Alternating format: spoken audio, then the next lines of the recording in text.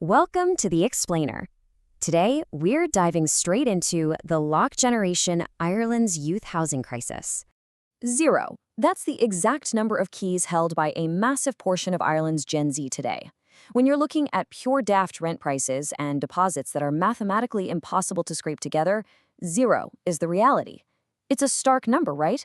We're talking about an entire cohort of young Irish people completely barred from an independent adult life. Part 1. Locked out in Ireland. Now, the source material makes it clear this isn't just a temporary blip. It's a systemic blockage, completely changing what it means to grow up in Ireland. Just picture this visual metaphor from the report. A young adult standing outside a locked house door. The keys are right there, but they're trapped behind glass. And all the while, a massive block of flats is just looming overhead, casting a shadow. The housing is physically right there above them, but access is securely locked away behind this impenetrable glass wall of economics. You can look, but you absolutely cannot touch. Let's move on to part 2, the impossible deposit divide. This situation is building a massive generational divide, creating two entirely different versions of Ireland living side by side. On one hand, you've got the traditional Irish working family timeline. You got a job with secure wages, saved up a bit, and secured an early mortgage. It was hard work, sure, but it was a tangible path. But then on the other hand, you have the Gen Z reality. Young adults stuck in their childhood bedrooms indefinitely, staring down impossible deposits.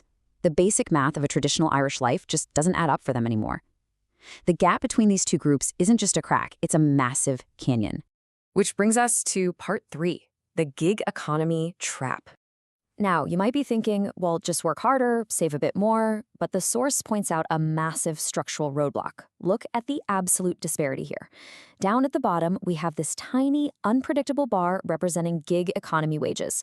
And then up here, towering over it, are these massive, almost comical bars for skyrocketing rent and impossible deposits. You're essentially asking a generation to climb Carrauntoohil armed with a plastic spoon.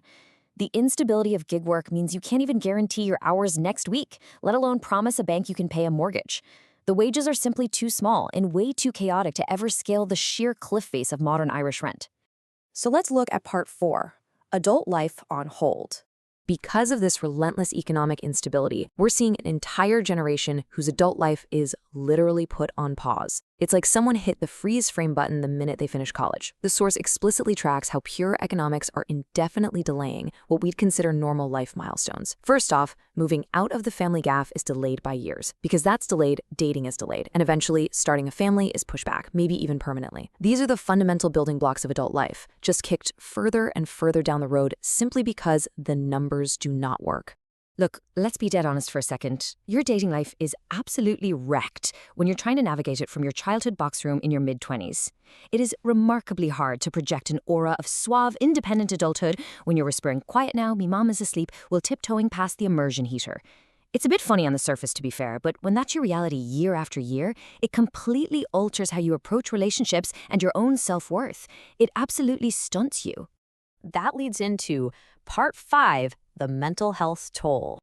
Moving past the dark humor for a minute, the source really highlights how this economic lockout spirals into much deeper, unseen damage. Look at how all these impacts compound on each other. It starts with living at home longer, fueled by that gig economy instability we talked about.